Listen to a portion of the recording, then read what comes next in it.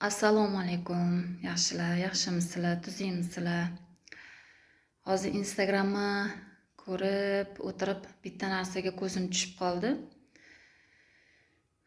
Men birov hech qachon gapini bir video qilib chiqmaganman. Endi birinchi marta. Lekin u insonni gapi qisman menga ham tegib ketdi, chunki meni xo'jayinim ustalar.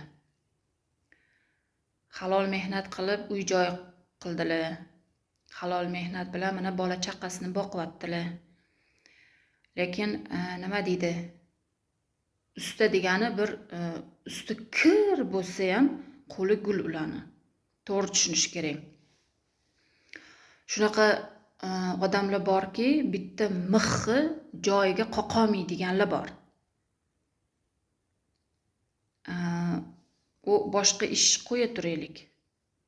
Nima misol uchun g'isht terayotgan odam egniga oq kiyim, oq ko'ylak bilan qora shim kiyib ish qilish kerakmi? U kompyuter oldida o'tirmayapti-yu. U mehnat qilyapti.